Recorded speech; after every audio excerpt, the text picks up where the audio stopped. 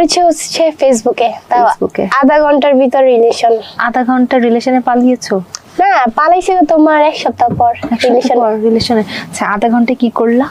আমি কথা বলছিলাম ফেসবুকে, হ্যাঁ, কথা বলতে বলতে বলতে বলতে ও সিঙ্গেল ছিল, আমিও সিঙ্গেল ছিলাম, তো রিলেশনে গেলাম। আচ্ছা, তার রিলেশনে যাওয়ার এক সপ্তাহ পর মানে পালিয়ে গিয়েছিলাম, তখন আর ফ্যামিলি মেনে নেয় নাই, তো ধরে নিয়ে আসছিল। একটা জিনিস কি, একটা মেয়ে তো পালানোর পর এলাকার বাইরে চলে যায়, আর আমরা পালানোর পর সারাদিন আমাদের এলাকায় ঘুরছিলাম। কেন জানি না, আমি তখন কাজ করিনি যে কোথায় যাবো, কারণ বয়সও কম ছিল। এলাকায় ঘুরে কি করছিলা?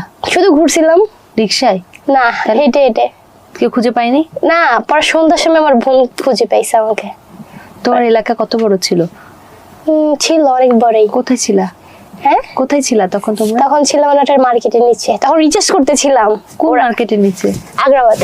আগ্রাবাদে? আচ্ছা, চিটাগং এ। হ্যাঁ, মার্কেটের নিচে দাঁড়িয়ে দাঁড়িয়ে রিসার্চ করছিলা, পরে মানে রিসার্চ না, তুমি রিচার্জ করছিলা, মোবাইলে টাকা ভরছিলা, এরপরে তোমার বোন তোমাদেরকে খুঁজে পায়। তারপরে ঢাকা চলে আসি। ছিল চিটাগং এর? হ্যাঁ। তারপর ঢাকা চলে আসো। ঢাকা চলে আসার বোন খুঁজে পাওয়ার পর বাসা যাওনি? হ্যাঁ, বাসায় গেছি।